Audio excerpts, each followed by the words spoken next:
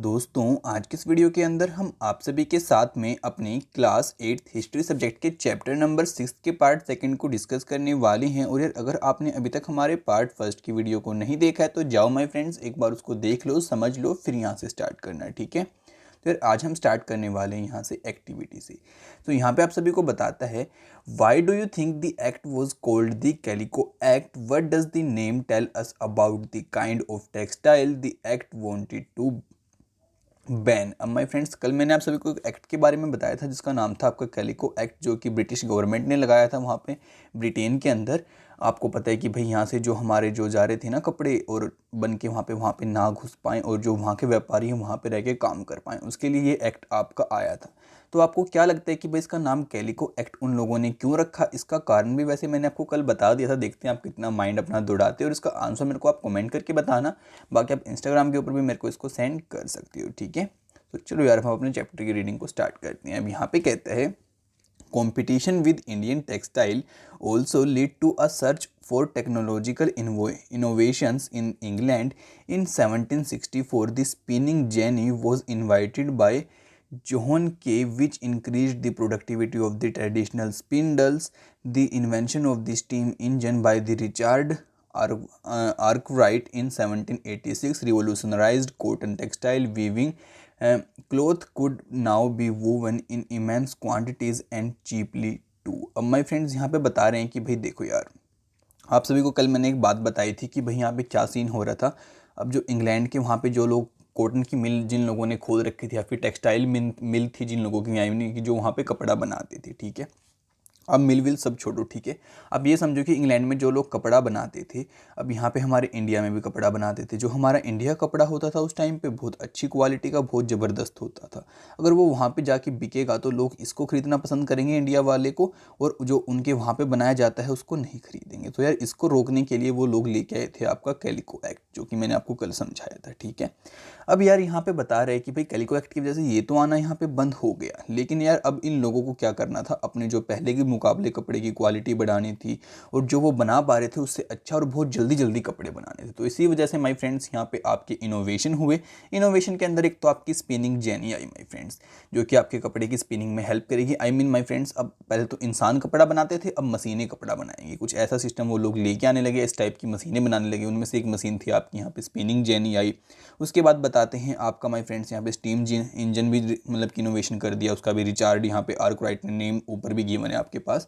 तो यार उस ऊपर वाले का किया था जॉन के ने। ठीक है, तो इसकी वजह से क्या होने लगा, जो उनकी प्रोडक्टिविटी थी और प्रोडक्शन थी, दोनों माय फ्रेंड्स यहाँ पे बढ़ गई। और अब आप समझ सकते हो, कोई इंसान अगर इंडिया में रह के हाथ से कपड़ा बना रहा है तो उसको ज़्यादा टाइम लगेगा और मशीनें जल्दी बना देंगी। और मशीनें आपकी 24 घंटे भी वर्क कर सकती हैं, इंसान 24 घंटे वर्क नहीं कर सकता, उसको खाना भी खाना पड़ता है और भी काम देखने पड़ते हैं। ठीक है, और इसी वजह से माय फ्रेंड्स वहाँ पर कपड़ा सस्ता भी पड़ने लगा अब। ठीक है, तो अब आगे बताते हैं।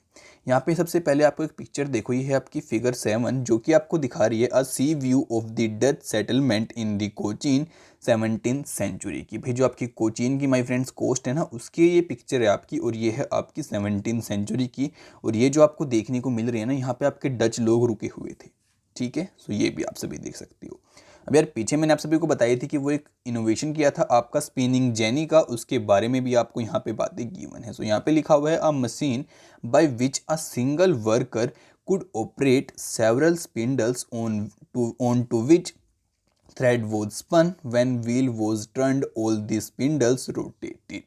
अब यहाँ पे बता रहा है कि भाई ये आपकी एक मशीन होती है जिसके ऊपर एक ही टाइम पे एक वर्कर बहुत सारे स्पिंडल्स को कर सकता है, उनसे जो थ्रेड होता है उसको स्पन कर सकता है। एंड माय फ्रेंड्स, एक आपका व्हील टाइप का इसके अंदर होता है, उसी की हेल्प से वो उसको रोटेट करता रहता है। ठीक है, अब आगे बताता है, however Indian textiles continued to dominate world trade till the end of the 18th century. और यहाँ पे बता रहा है कि लेकिन इसके बावजूद भी 18वीं शताब्दी के अंत तक इंडियन जो हमारी टेक्सटाइल थी ना, उसने पूरे वर्ल्ड को डोमिनेट करके रखा, यानी कि सबसे अच्छी वर्ल्ड में वो ही थी। अब यार यहाँ पे मेरे को एक बात और लगती है कि भाई कुछ सारे फ्रेंड्स अभी तक यहीं पे माइंड लगा रहे होंगे इस मशीन के ऊपर। तो यार एक बात बताओ यार, आप हिस्ट्री पढ़ रहे हो, जस्ट आपने यहाँ पे इतना आपके लिए अच्छी चीज़ें समझना कि एक मशीन आ गई थी जिसका नाम स्पिनिंग जेनी था, उसका यूज़ वो लोग करते थे। बस आप अभी के लिए इतना समझिए, आप यहाँ पे ज़्यादा टेक्निकल मत घुसिए, क्योंकि ये आपका साइंस का चैप्टर नहीं है। ठीक है, हिस्ट्री को हिस्ट्री की तरह देखना चाहिए, इसलिए मैंने आपको इसके बारे में ज़्यादा भी नहीं बताया। तो आप ज़्यादा यहाँ पे अपना माइंड मत यूज़ करना और मेरे साथ आगे बढ़ो। ओके, सो अब आगे बताता है, European trading companies the Dutch, the French and the English made enormous profits out of this flourishing trade. These companies purchased cotton and silk textile in India by importing silver. But as you know, chapter 2, when the English East India Company gained political power in Bengal, it is no longer had to import precious metals to buy the Indian goods. Instead, they collect revenue from the peasants and zamindars in India and used this revenue to buy Indian textiles. अब my friends यहाँ पे क्या scene होता है, चलो इसको भी आपको अच्छे से एक्सप्लेन करते हैं, ठीक है। अब सबसे पहले बनाते हैं इंडिया की मार्केट। तो ये आप समझिए हमारे इंडिया की हो गई मार्केट उस टाइम की, ठीक है। और ये आ गए आपके व्यापारी, एक तो हो गए आपके डच, एक हो गए आपके फ्रेंच और एक हो गई आपकी ईस्ट इंडिया। ये है फ्रेंच, ये है ईस्ट इंडिया और ये है आपके डच। ये तीनों हैं व्यापारी जो कि सामान खरीदते हैं, आप सभी को पता है, ठीक है। और ये है हमारी इंडियन की मार्केट। सो यहाँ पे ये लोग क्या करते थे यार, पहले आते थे, यहाँ पे आए, इन्होंने कपड़ा खरीदा, बदले में हमको क्या दे दिया इन लोगों ने, चांदी का सिक्का, सिल्वर कॉइन, ठीक है। अब आपको पता है कि हमने चैप्टर 2 के अंदर इस बात को पहले ही स्टडी कर लिया है कि जब आपकी ईस्ट इंडिया कंपनी आई तो इसने कुछ टाइम के बाद यहाँ पे पॉलिटिकल पावर गेन कर ली, ठीक है। यानी व्यापारी से क्या बन गए, अब ये राजनीति के अंदर यहाँ पे घुसने लगे। और जैसे इनके हाथ में पॉलिटिकल पावर आई तो ये जो हमारे जमींदार थे, हमारे किसान लोग थे, उन्हीं से यहाँ पे कर इकट्ठा करते और उस कर का इस्तेमाल ही माई फ्रेंड्स ये यहाँ पे मार्केट से कपड़ा खरीदने के लिए करने लगे। तो ये बात हम यहाँ तक समझ चुके हैं और मे भी आप सभी के माइंड में भी बिल्कुल क्लियर होनी चाहिए, ओके। सो चलो अब आगे देखते हैं। फिर कहते हैं where were the major centres of the weaving in the late 18th century, कि भाई आपको कहाँ कहाँ देखने को मिलते हैं आपके जो मेजर सबसे बड़े बड़े सेंटर थे आपके, मतलब कि बुनाई वगैरह करने के, कपड़ा मतलब जो आपका वीविंग करते हैं उसके लिए 18th सेंचुरी के अंदर। सो वो सब आपको गिवन है यहाँ पे मेरे ख्याल से इस मैप के अंदर, और यहाँ पे लिखा भी हुआ है वीविंग सेंटर्स 1500 1715। इसके टाइम के बीच में जो आपके मेजर वीविंग सेंटर्स थे ना माय फ्रेंड्स, वो सारे इसके अंदर यहाँ पे दे रखे हैं, ठीक है। बाकी एक काम करते हैं, इस मैप के डिस्क्रिप्शन को यहाँ पे पढ़ते हैं एंड देन फिर इसको जूम करके आप सभी को मैं अच्छे से एक्सप्लेन करूँगा, ठीक है। यहाँ पे बोलते हैं if you look at the map you will notice that textile production was concentrated in 4 regions in the early 19th century. Bengal was one of the most important centre located along the numerous rivers in the delta. The production center in Bengal could easily transport goods to distant places. Do not forget that in the early 19th century, railways had not developed and roads are only just beginning to laid on an excessively scale. अब my friends यहाँ पे basically आप सभी को क्या बताता है कि भाई देखो यार, आपका जो 19th सेंचुरी का टाइम था उस टाइम पे आपके 4 सबसे मेजर सेंटर थे जहाँ पे आपकी मतलब कि देखो 1 हो गया, 2 हो गया, 3 हो गया और यहाँ पे 4 हो गया।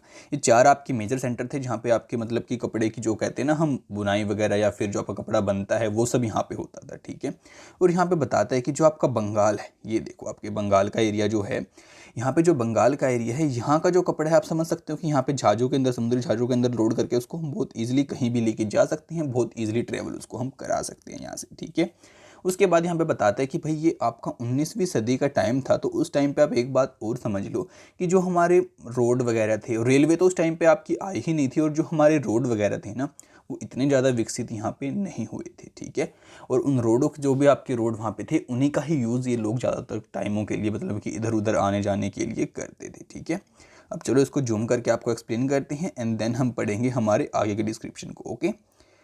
सो एक मिनट पहले डिस्क्रिप्शन को पढ़ ही लेते हैं, देन फिर मैप को समझने में और हमें अच्छा मजा आएगा।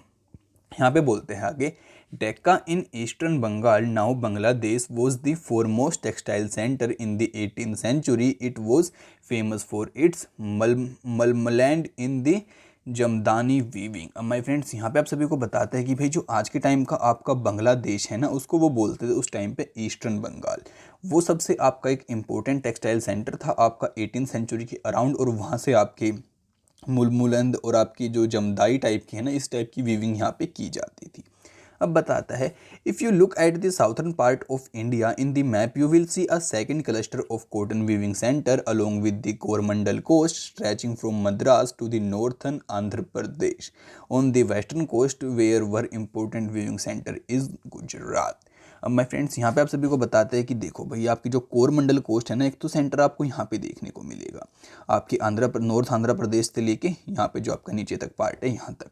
एंड साथ ही आप अगर गुजरात की तरफ देखेंगे तो आपको एक सेंटर यहाँ पे देखने को मिलेगा और एक ऊपर की साइड मैंने आपको यहाँ पे बताया था। तो 4 मेजर सेंटर थे आपके, उन चारों के बारे में इन लोगों ने यहाँ पे बता दिया है। अब बारी आती है हमारे मैप को जूम करके समझने की। ये लो यार, मैंने आप सभी के लिए मैप को जूम कर दिया है और थोड़ा सा और जूम करते हैं। ये देखो, सबसे पहले अगर हम नॉर्थ के देखें तो ये रहे हमारे पास, कलर थोड़ा रेड लेते हैं। देखो यार, ये हो गया आपके लाहौर और उसके बाद सिरहिंद हो गया। उसके बाद माय फ्रेंड्स ये दिल्ली वाला एरिया आ गया, यहाँ पे आपका जयपुर आगरा भी हो गया। उसके बाद यहाँ पे देखो आपका हो गया ये पटना हो गया, ये पाटन है माय फ्रेंड्स, गुजरात के अंदर आपका पाटन पड़ता है ना, वो है, सॉरी वो प्रोनाउंसिएशन में पटना निकल गया। उसके बाद यहाँ पे अहमदाबाद है आपका और यहाँ पे सिरोंज आपका, और यहाँ पे बनारस हो गया माय फ्रेंड्स। यहाँ पे हो गया देखो आपका पटना, और ये हो गया बंगाल का एरिया आपका, यहाँ पे डेक्का हो गया, कलकत्ता हो गया।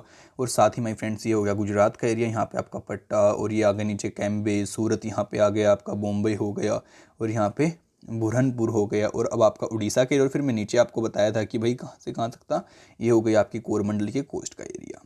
देखो यार, यहाँ पे जितने भी सेंटर आपके नेम गिवन है ना, सारे आपके वही हैं जहाँ पे कपड़ों की क्या होती थी। और यहाँ पे बता भी रखा है, जहाँ पे स्टार गिवन है वहाँ पे प्लेन वाइट होते थे आपके कपड़े, और जहाँ पे ऐसा मार्क गिवन वहाँ पे आपके चेक्स और स्ट्रिप्स होती थी। और यहाँ पे छीट के कपड़े जहाँ पे आपको ऐसा मार्क गिवन है, ठीक है। और यहाँ पे जहाँ पे ट्रायंगल है वहाँ पे आपको सिल्क के कपड़ों की मतलब कि बनने को देखने को मिलते थे। अब आप एक बार इसको ध्यान से स्टडी कर सकते हैं, मे बी आपकी बुक के अंदर छोटा हो, मैंने आप सभी के लिए इसको पूरा बड़ा कर दिया, ये तो आपको समझने में आसानी होगी। एक बार मैं इसको ऊपर तक स्क्रॉल करता हूँ और देन इसको छोटा करते हैं, ठीक है। और आपको खुद से याद करना है यार, ये इसको आप याद कर लेना, ओके। तो चलो यार, अब हम अपनी रीडिंग को आगे कंटिन्यू कर लेते हैं। अब आगे हमसे क्वेश्चन पूछता है, हु वर दी वीवर्स, कि आखिर ये जो बुनने वाले थे, कपड़ा बनाने वाले थे, कौन थे ये। Weavers often belong to communities that specialised in weaving, their skills were passed on from one generation to the next. The Tanti weavers of Bengal, the julaha of Momin weavers of the north India, Sale and the Kaikollar and the Devangs of the South India are some of the communities famous for weaving। अब my friends, यहाँ पे basically आप सभी को क्या बात बताता है कि भाई आखिर ये वीवर कौन थे। आपके माइंड में ये क्वेश्चन भी आया होगा, आखिर कौन लोग थे जो कपड़े की बुनाई करते थे। तो यहाँ पे बताता है कि भाई कुछ ऐसे समुदाय थे हमारे इंडिया के अंदर। अब मान लो यार, यहाँ पे बहुत सारे लोगों का ग्रुप है, ठीक है, ये इकट्ठे रहते हैं और इन सभी का एक ही काम है। ये लोग क्या करते हैं, आपके कपड़े बनाते हैं, सिलाई बुनाई, मतलब यही काम करते हैं ये लोग।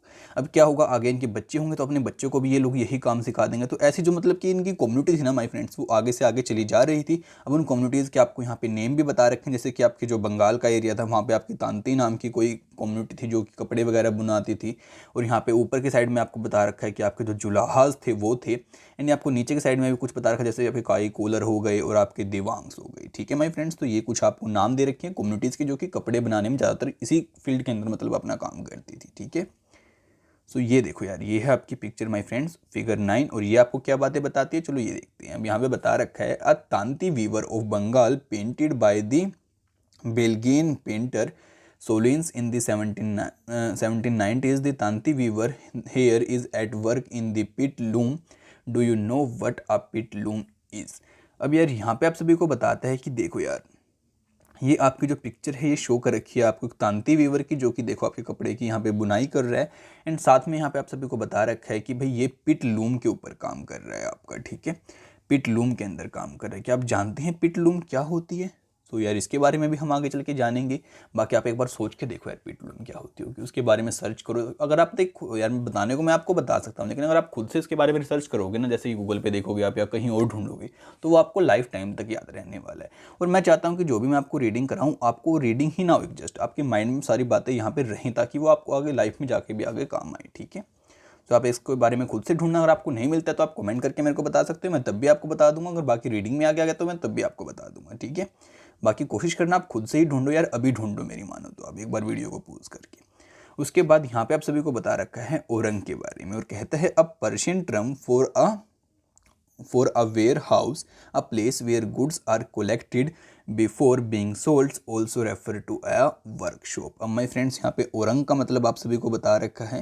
कहता है कि भाई जो ओरंग होती है आपकी वो जगह होती है जहाँ पे जो चीज़ें होती हैं पहले स्टोर कर ली जाती हैं बेचने से पहले, और वहाँ पे स्टोर जब पूरा भर जाता है जब उन चीज़ों को बेचा जाता है। ठीक है, तो हम उसको एक वर्कशॉप की तरह यहाँ पे कह सकते हैं।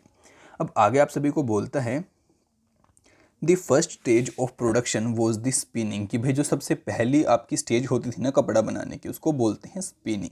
A work done mostly by women, और ये काम जो था आपका सबसे ज़्यादा औरतें करती थी।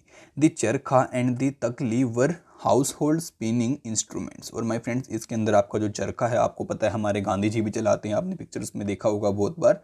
एंड जो आपकी तकली थी ये जो ज़्यादातर आपका काम था इसको वुमेन जो यानी कि आपकी औरतें थी उस टाइम पे वो करती थी। ठीक है, हम बताते हैं the thread was spun on the charkha and rolled on the तकली, कि भाई यहाँ पे क्या करते थे वो लोग कॉटन से आपके धागे को बनाते थे, कहाँ पे चरखे के ऊपर स्पिन करके यानी कि गोल गोल घुमा के, फिर आपकी एक तकली होती है माय फ्रेंड्स कुछ ऐसी इस टाइप की, उसके ऊपर वो उसको यहाँ पे लिपटा कर आई मीन स्टोर कर लेते थे। ठीक है, अब यहाँ पे आगे बताता है ओवर दी तकली when the spinning was over the thread was woven into cloth by the weaver। और जब ये आपके यहाँ पे मतलब कि धागा बहुत सारा इकट्ठा यहाँ पे हो गया है, उसको इकट्ठा होने के बाद उससे जो कपड़ा बनाने का काम था वो करता था माय फ्रेंड्स यहाँ पे आपका वीवर। ओके, फिर आगे आप सभी को बोलता है in most communities weaving was a task done by man. और बहुत सारे समुदायों में क्या होता था जो आपकी वीविंग का काम रहता था, इस वीविंग के काम को कौन करते थे, आपके मैन लोग करते थे। और जो माय फ्रेंड्स आपके मतलब दूसरे काम थे जो आपके मतलब कि मैंने बताया चरखा चलाना, तकली के ऊपर धागे को लपेटना, ये काम आपकी औरतें करती थी उस टाइम पे। फिर बताता है for colour textile the thread was dyed by the dyer known as rangrez. For printed clothes, the weaver need the help of a specialist block printer known as chippingers. Handloom weaver and the occupations associated with it provided livelihood for the millions of Indians। अब यहाँ पे my friends आप सभी को बताते हैं कि भाई जिस आप अगर मानो कोई कलरफुल धागा बनाना है तो उसके लिए उसको डाई करना पड़ेगा धागे को, जो धागे को डाई जो लोग करते थे ना उस लोग को वो यहाँ पे क्या कहते थे, रंगरीज। और उसके बाद आपको पता है कि कुछ धागे के ऊपर मतलब कि कुछ कपड़े के ऊपर हम अच्छे अच्छे डिज़ाइनर यहाँ पे प्रिंट करवाते हैं, जो प्रिंट करने का काम करते थे उसको वो लोग बोलते थे यहाँ पे चिपिंगर्स। ठीक है, और यहाँ पे बताते हैं कि भाई जो ये हैंडलूम का काम था यानी कि जो ये सारा काम हाथ से होता था, इसकी वजह से इंडिया के अंदर मिलियन से भी ज़्यादा लोगों के घर में चूल्हा चलता था या आई मीन उनका घर चलता था। ठीक है, उसके बाद अब आगे बताते हैं the decline of Indian textile, कि भाई जो हमारा इंडियन टेक्सटाइल था उसका अब दमन आई मीन नीचे कैसे जाने लगा वो, और जो ब्रिटेन का था वो ऊपर कैसे जाने लगा, जबकि सबसे पहले आपको पता है कि सबसे बेस्ट किसका था, इंडिया का ही था। अब बताते हैं the development of cotton industry in Britain affect textile producers in India in several ways, कि भाई जो ब्रिटेन के अंदर इतनी अच्छी तरीके से अब यहाँ पे बनने लगा ना, उस वजह से जो इंडिया में यहाँ पे बनाते थे ना लोग उनको बहुत तरीके से अफेक्ट हुआ, यानी कि उनको बहुत तरीके से इसके दुष्परिणाम झेलने पड़े। अब सबसे फर्स्ट अगर आपको बताएं so Indian textile now had to compete with British textile in the European and American markets. Second, exporting textile to England also became increasingly difficult since very high duties were imposed on the Indian textile imported into Britain. अब यहाँ पे यार आप सभी को बताते हैं कि सबसे पहला अगर आपको बात बताएं तो आप जानते हैं कि क्या हो चुका था। अब यार जो सबसे पहले आपको पता था कि भाई इंडिया सबसे अच्छा बनाता, तो इंडिया का यहाँ पे यूरोपियन मार्केट में बिकता था और उसके बाद जो अमेरिका की मार्केट थी वहाँ पे भी बिकता था जो था कपड़ा। ठीक, लेकिन अब क्या हो गया, यहाँ पे आ गया आपका बीच में ब्रिटेन। अब ब्रिटेन आने के बाद ब्रिटेन भी स्पीड में अच्छा अच्छा धागा बनाने लगा मशीनों की हेल्प से, तो उसका भी यहाँ पे आने लगा और उसका भी यहाँ पे आने लगा। अब यार यहाँ पे क्या हो गया, कॉम्पिटिशन होने लगा इंडियन और ब्रिटेन के बीच में। ठीक है, इंडिया और जो ब्रिटेन का आपका टेक्सटाइल था इसके बीच में कंपटीशन होने लगा, तो इस वजह से यार जो हमारे आपको पता है कि इसकी डिमांड थोड़ी सी कम होने लगी क्योंकि उनको ब्रिटेन का मिलता था और थोड़ा सस्ते दामों पे मिलता था। उसके बाद यार एक बात आपको और पता है कि जो ब्रिटेन के अंदर पहले यहाँ पे हमारा इंडिया था और ये ब्रिटेन था, इसके अंदर जो हमारे पहले कपड़े जाते थे उसके ऊपर इन लोगों ने हाई ड्यूटी आई मीन बहुत सारा टैक्स वगैरह लगा दिया, इस वजह से यार वो वहाँ पर जाना भी टफ होने लगा। अब बताते हैं by the beginning of the 19th century English made cotton textile successfully outstayed Indian goods from the traditional market in Africa, America and Europe. Thousands of weavers in India were now thrown out of employment. Bengal weaver were the worst hit, English and the European companies stopped buying Indian goods and their agents no longer gave out advance to weavers to secure supplies. Distressed weaver wrote petitions to the government to help them.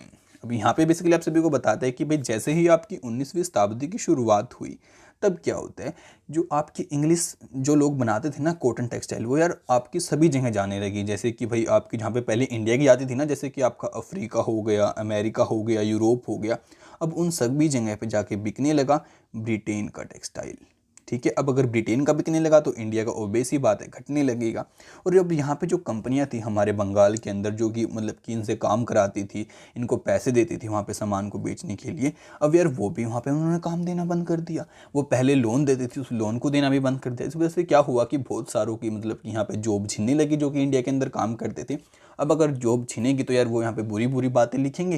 And then government के साथ में उन्होंने बहुत सारे यहाँ पे letter भी भेजे कि भाई हमें हमारी जॉब दिलाओ, हमें हमारा हक दिलाओ, हमारी चीज़ों को बिकवाओ। अब क्या हो गया एकदम से ऐसा, उन लोगों को ये बात तकरीबन बंदों को समझ में नहीं आ रही थी। ठीक है, बाकी अब यार एक बार आपको सोर्स 1 के बारे में भी कुछ बातें बता देते हैं, हमें कुछ सीखने को मिलेगा इससे। फिर सोर्स 2 को भी हम देखेंगे एंड देन आगे प्रोसीड करेंगे। ओके, सो अब यहाँ पे बताता है we must starve for food, कि भाई अब हमें अपने खाने की बहुत चिंता होने लगी थी, हमें उसके लिए यार बहुत मतलब कि भूख रहती थी कि हमें खाना मिल जाए। In 1823 the company government in India receive a petition from 12,000 weavers stating our ancestor and we used to receive advance from the company and maintain ourselves and our respective families by weaving company superior assortment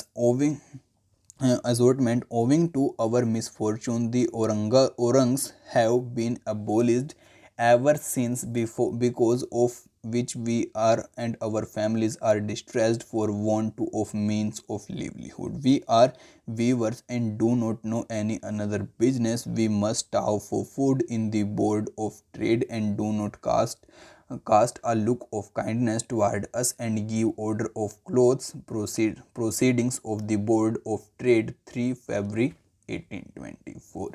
अब basically my friends ये आपको क्या, मैं आपको एक बार अच्छे से इसको एक्सप्लेन करता हूँ। ठीक है, अब यहाँ पे बताता है आप सभी को कि भाई आपके जो 12,000 से भी ज़्यादा वर्कर्स थे ना, उन्होंने जो ब्रिटिश गवर्नमेंट थी उसको एक पिटीशन लिखा। पिटीशन मतलब कि होता है माय फ्रेंड्स, हम गवर्नमेंट को अपनी बात जो कहना चाहते हैं, हम जो गवर्नमेंट से चाहते हैं वो हमारे लिए करे, वो बात हम लिख के भेजते हैं। यहाँ पे 12,000 से भी ज़्यादा लोगों ने यही बात लिख के भेजी और वो यहाँ पे क्या बता रहे थे कि भाई जो आपके ओरंग्स थे, अब ओरंग्स मैंने आपको बताया था कि भाई आपकी वो जगह होती है जहाँ पे कोई चीज़ बिकने से पहले स्टोर की जाती है, यानी कि स्टोर हाउस की तरह होते हैं, कि भाई सारे जितने भी ओरंग्स थे आपने वो सभी यहाँ से हटा दिए और अब यहाँ पे आप हमको एडवांस भी नहीं दे रहे हो। हमारी सारी पीढ़ियों में हमें सबसे पहले एडवांस मिलता था, उस एडवांस से हम अपने घर को चला पाते थे, अपना कोई सामान जो हमें लेके आना था उसको लेके आते थे और हमारी पूरी फैमिली उसी के ऊपर मतलब डिपेंड करती थी और जो हमारे घर की रोटी थी वो उसी पे चलती थी। अब आप एडवांस देने से हमें मना कर रहे हो और हम तो यहाँ पे सिर्फ कपड़े की बुनाई हमें करनी आती, तो हम कोई दूसरा बिजनेस यहाँ पे नहीं कर सकते।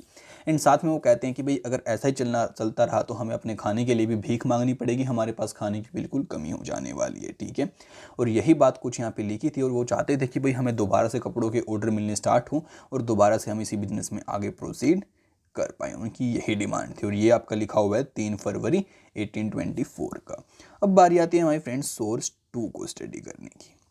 सो यहाँ पे हमारे पास गिवन है please publish this in your paper, कि भाई इसको अपने अखबार में पब्लिश कर दो।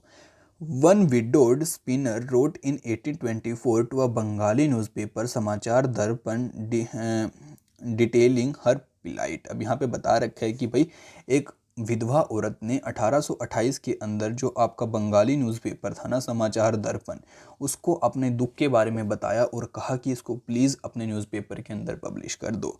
अब यहाँ पे लिखा, उसने क्या कुछ लिखा है वो सब बातें हम यहाँ पे पढ़ते हैं। उसने लिखा था to the editor Samachar, I am a spinner after having suffered a great deal I am writing this letter, please publish this in your paper. When my age was 22, I became a widow with 3 daughters. My husband left nothing at the time of his death. I sold my jewelry for his Sharad ceremony. When we were on the verge of starvation, God showed me a way by which we could save ourselves. I began to spin on takli and charkha. अब यहाँ पे बताती है कि भाई एक औरत की भाई जब मेरी शादी कर दी गई थी उसके बाद मैं जब 22 साल की उम्र थी मेरी तभी मैं विधवा हो गई थी और मेरे पास 3 लड़कियां थी और एक लड़का था। ठीक है, अब वो बताती है कि मेरे हस्बैंड पीछे कुछ भी नहीं छोड़ के गए हमारे लिए, यहाँ तक कि जो उसके श्राद्ध की सेरेमनी आई मीन जो हम श्राद्ध मनाते हैं उसके लिए भी मेरे को अपने जो मेरे पास गहने थे उनको बेचना पड़ा, तब जाकर उसका जो श्राद्ध जो हम मनाते हैं वो मनाया गया। उसके बाद मेरे को यहाँ पे खाने के लिए भी भीख मांगने की नौबत आ गई थी लेकिन मैं वो भी नहीं कर पाई। उससे पहले भगवान ने मेरे को एक रास्ता नहीं दिखा दिया। वो रास्ता जो था मेरे पास वो ये था कि भाई मैं अपना चरखे के ऊपर धागे को काटूं, मतलब कि कॉटन को काटूं और धागा बना के उसको तकली के ऊपर, आपको पता है मैंने बताया था, कि उसके ऊपर लपेट दूं और उसको बाद में सेल कर दूं। अब वो आगे बताती है, the weavers use to visit our houses and buy the charkha yarn at 3 tolas per rupee. अब यहाँ पे बताते हैं कि भाई वो 3 तोला पर रुपी के हिसाब से उसको बाय करते थे, मतलब कि 3 तोले का वो लोग 1 रुपया उसको देते थे। तो इस तरीके से वहाँ पे उसको खरीदने के लिए वो लोग आते थे। When whatever amount I wanted as advance from the weaver I could get for the asking. This saved us from cares about food and clothes. In a few years time I got together rupees 28. With this I married one daughter and in the same time all 3 daughters. अब यहाँ पे बताते हैं वो अपनी आगे की कहानी कि भाई हमें क्या होता था कि अगर मेरे को पहले लोन भी चाहिए होता था ना तो वो भी मेरे को एडवांस में मिल जाता था। उसके बाद वो बताते हैं कि भाई कुछ सालों के बाद क्या हुआ, मैंने 28 रुपये इकट्ठे कर लिए और उनसे अपने एक लड़की की शादी कर दी और आगे चल के मैंने ऐसा ही अपनी तीनों लड़कियों के साथ में भी किया। अब वो बताती है, now for 3 years we two women, mother-in-law and me, are in want of food. The weavers do not call at the house for buying yarn. Not only this, if the yarn is sent to market it is still not sold even at 1/4 of the old price. और वो बता रही है कि अब यहाँ पे कोई भी इसको खरीदने के लिए नहीं आता है। अगर हम उसको मार्केट में बेचने के लिए भी जाते हैं यार्न को तो भी यार वो पहले से 1/4 कीमत पर भी मुश्किल से बिक पाता है। अब बताती है वो, I do not know how it happened. I asked many about it. They say that the Bhilati to yarn is being imported on a large scale. The weavers buy that yarn and weave. People cannot use the cloth out of this yarn even for 2 months. It rots away. Are representations from the suffering spinner. अब my friends basically यहाँ पे उसने अगर इसका कारण काफ़ी सारे लोगों से जाके पूछा तो उन्होंने बताया कि भाई बाहर से काफ़ी अच्छा यार्न आ रहा है और जितने में तुम बेच रहे हो उतने में तो 2 यार्न आ जाते हैं बाहर से। ठीक है, उसके बाद उसको ये बातें भी बताते हैं कि भाई अब यार वहाँ पे ऐसे ब्रिटिश से मतलब कि ऐसे ऐसे सामान वहाँ पे आ रहा है और ऐसे ऐसे बिक रहा है। तो यार इससे बस यही आपको समझ में आता है कि भाई यहाँ पे कितने लोग परेशान हो रहे थे और ये तो सिर्फ हमने एक ही कहानी पढ़ी है, वहाँ पे कितने लोगों के साथ में यहाँ पे हो रहा होगा और क्या क्या उनको सफ़र करना यहाँ पे पड़ा होगा। ठीक है, अब बताते हैं, but worse was still to come by the 1830s. British cotton cloth flooded Indian market. In fact, by 1880s, 2/3 of all cotton clothes worn by Indians were made of cloth produced in Britain. अब यहाँ पे बताते हैं कि भाई 1830s तक तो जब तक तो चलो मानो ऐसा ही था, लेकिन जैसे ही आपका 1880s के अराउंड का टाइम आया तो भाई उस टाइम तो यार क्या कर दिया इन लोगों ने, मतलब कि जो 1830s से आपका 1880s के बीच का टाइम है ना, इस टाइम पे उन्होंने क्या कर दिया, जो ब्रिटेन में आपके बनते थे ना कपड़े उसको बहुत सस्ते दामों पे ब्रिटेन के कपड़ों को यहाँ पे इंडिया की मार्केट के अंदर ड्रॉप करने लगे वो लोग। इस वजह से जो यहाँ पे पहले लोग कपड़े बना रहे थे, पहले तो पता है कि बहुतों का रोजगार छिन चुका था, लेकिन अब तो यार आपका जो बचा कुचा था वो भी बिल्कुल छिनने लगा और वो भी जाने लगा। ठीक है, अब यहाँ पे आगे बताते हैं, 1/3 of all the cotton clothes worn by Indians were made of the cloth produced in Britain. This affect not only specialized weaver but also spinner. Thousands of rural women who made a living by spinning clothes thread were rendered jobless. अब यहाँ पे बता रहे हैं किस वजह से भाई हजारों की संख्या में जो लोग थे वो बिल्कुल बेरोजगार हो गए, उन सभी की रोजगार जो थे छिन गए और अब यार सबसे ज़्यादा कपड़ा यहाँ पे इंडियन मार्केट के अंदर ब्रिटेन से बन के आने लगा और वो यहाँ पे आके बिकने लगा। अब बताते हैं, handloom weaving did not completely die in India. जबकि यहाँ पे जो हाथ से जो वो लोग बनाते थे वो कम्प्लीटली तो डाई हम नहीं कह सकते कि भाई पूरी तरह से ख़त्म हो गया था. This was because some type of cloth could not be supplied by machines. वो ऐसा इसलिए था क्योंकि अभी भी मशीनें इतनी ज़्यादा डेवलप नहीं हुई थी कि वो हर तरह का कपड़ा बना ले. अभी भी कुछ टाइप के कपड़े ऐसे थे जो कि सिर्फ हाथ से बनाए जा सकते थे.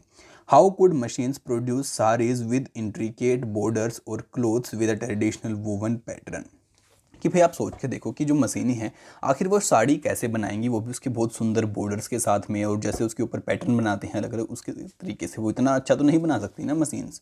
अब बताते हैं, these had a wide demand not only amongst the rich but also among the middle class, और उसकी डिमांड बहुत ज़्यादा थी रिच लोगों के अंदर भी, और यहाँ पे जो मिडिल क्लास लोग थे उनके अंदर भी। ठीक है, अब बताते हैं, nor did the textile manufacturers in Britain produce the very coarse cloth used by the poor people in India, और यहाँ पे ब्रिटेन के अंदर ऐसी कोई मशीन थी नहीं जो ऐसा कपड़ा बना दे जो कि भाई गरीब लोग भी अफोर्ड कर सकें और पहन सकें इंडिया के अंदर। अब यहाँ पे हमारे पास अगेन से माय फ्रेंड एक एक्टिविटी गिवन है जो कि आपको कहती है, read source 1 and 2, what reason do the petitions writes given for their condition of starvation, कि भाई उनकी भूखमरी का क्या कारण था, उनके साथ में क्या कुछ सीन हुआ, उसको देख के आपको क्या कुछ बातें समझ में आई, अब उसको हमें कमेंट करके बताइए, या फिर उसके ऊपर पूरा एक पेज लिखिए, या फिर जितने भी लाइनें आप लिख सकते हैं लिखिए उसको, और हमें हमारे इंस्टाग्राम के ऊपर भी आप सेंड कर सकते हैं। हम उसको पढ़ेंगे, हम जानेंगे हमारे बच्चे कितना सीख रहे हैं और कितने आगे ग्रो कर रहे हैं, उनकी थिंकिंग कितनी बढ़ रही है यहाँ पे। ठीक है, बाकी चलो यार अपनी रीडिंग को अब कंटिन्यू करते हैं।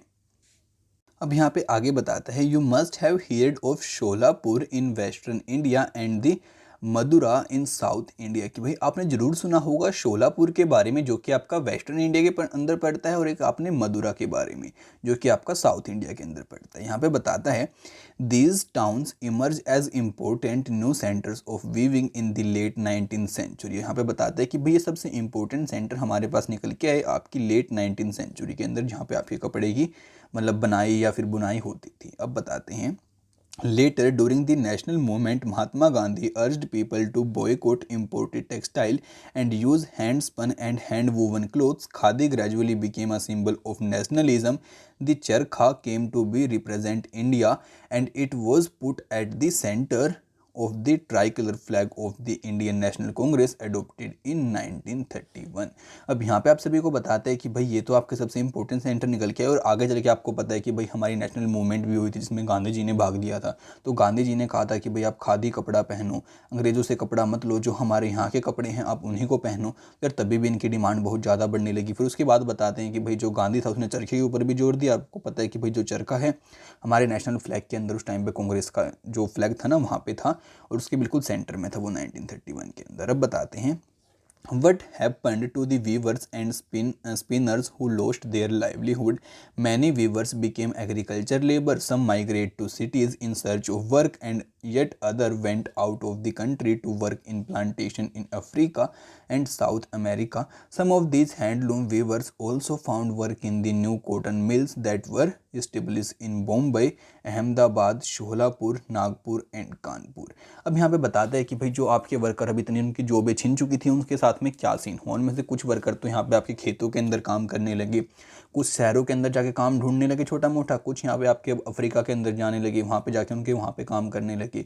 उसके बाद बताते हैं कि कुछ यहाँ पे जो आपकी नई हैंडलूम खुली थी जैसे कि आपकी नागपुर के अंदर, शोलापुर के अंदर, अहमदाबाद के अंदर, वहाँ पे जाके काम करने लगे। ठीक है, उसके साथ यार अब आपको आगे बताते हैं, कॉटन मिल्स कम अप, कि भाई आपकी जो कॉटन की मिल्स थी अब वो यहाँ पे उभर के आने लगी। वो कैसे आई, चलो उसके बारे में भी स्टडी करते हैं। तो यहाँ पे बताता है, the first cotton mill in India was set up as a spinning mill in Bombay in 1854, कि भाई जो सबसे पहले आपकी कॉटन मिल लगाई गई थी वो स्पिनिंग मिल के नाम पे लगाई गई थी आपकी बॉम्बे में 1854 के टाइम पे।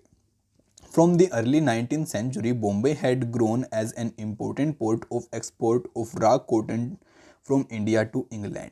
और यहाँ पे बता रहे हैं कि भाई जो आपका 19th सेंचुरी था उसी टाइम पे आपका जो बॉम्बे था एक बहुत बड़ा हब बन गया था, जहाँ से क्या होता था बहुत सारा कॉटन एक्सपोर्ट होके यानी कि इंडिया से कहाँ पे पहुँचाया जाता था, इंग्लैंड के अंदर पहुँचाया जाता था, एंड चाइना, और चाइना में भी जाता था। It was close to the vast black soil tract of the western India where cotton was grown. When the cotton textile mill came up they get supplies of raw material with ease. By 1900, over 84 mills started operating in Bombay. Many of these were established by Parsi and Gujarati businessmen who had made their money through trade with China. अब यहाँ पे बताते हैं कि भाई वो सारी चीज़ें आपकी वहाँ पे जाती थी, और आपके जो बॉम्बे के आसपास की सोइल होती है ना माय फ्रेंड्स, वो होती है आपकी ब्लैक सोइल यानी कि काली मिट्टी। वहाँ पे बेसिकली होता है क्या है, उस काली मिट्टी के ऊपर आपकी जो यहाँ पे कॉटन होती है ना सबसे अच्छी, आई मीन जो आपकी कॉटन की खेती लोग करते हैं ना वो सबसे अच्छी होती है वहाँ पे। और वहाँ से वो खेती आपको पता है कि कहाँ पे जाती थी, अब इंग्लैंड और चाइना की मार्केट के अंदर, ठीक है।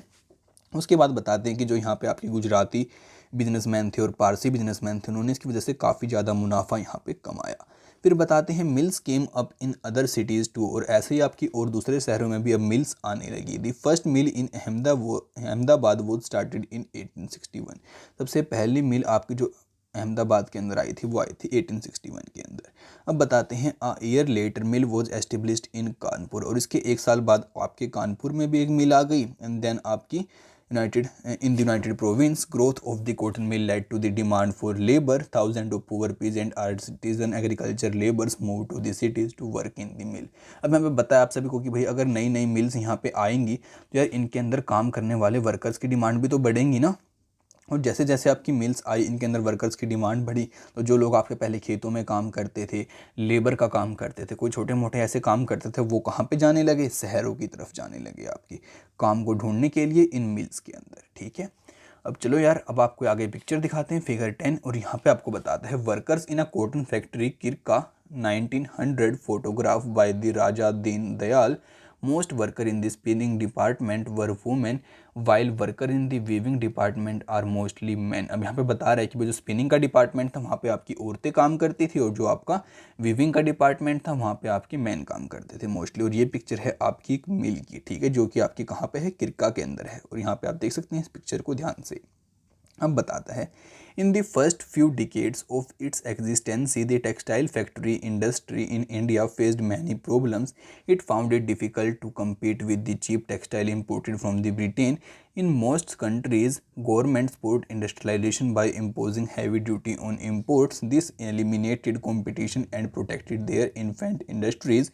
The colonial government in India usually refused such protection to local industries. This first major spurt in the development of cotton factory production in India, therefore, was during the First World War, when textile import from Britain declined. The Indian factories were called upon to the produce cloth for the military supplies. अब यहाँ पे my friends basically आप सभी को क्या बातें बता रहा है कि भाई अब ये बात तो आप सभी जान चुके हो कि आपका जो ब्रिटेन है अब उसका कपड़ा सारी जगह जाने लगा वर्ल्ड के अंदर बिकने के लिए। अब यार कुछ कंट्रीज़ ने क्या किया, अपने जो उसका देश के व्यापारी थे उनको बचाने के लिए उन्होंने भी यही काम कर दिया कि भाई हम ब्रिटेन से यहाँ पे जो कपड़ा आएगा उसके ऊपर बहुत ज़्यादा ड्यूटी लगा देंगे, आई मीन बहुत सारा टैक्स लगा देंगे, जिस वजह से जो हमारे यहाँ के अपने व्यापारी हैं वही यहाँ पे कॉटन हमारे देश के अंदर बेच पाएँ और इनके ये बिल्कुल जॉबलेस ना हो जाए। ऐसे यार आप सभी को पता है कि बहुत सारे लोग बेघर भी हो सकते थे, उन्होंने इसके लिए कहा। लेकिन यहाँ पे जो हमारे इंडिया के अंदर आप सभी को पता है कि भाई वहीं की कॉलोनाइजेशन चल रही थी, तो बाकी यहाँ पे इस बात को कहा भी गया, लेकिन उन लोगों ने यहाँ पे मानने से मना कर दिया और हमारे यहाँ पे ऐसा नहीं हुआ।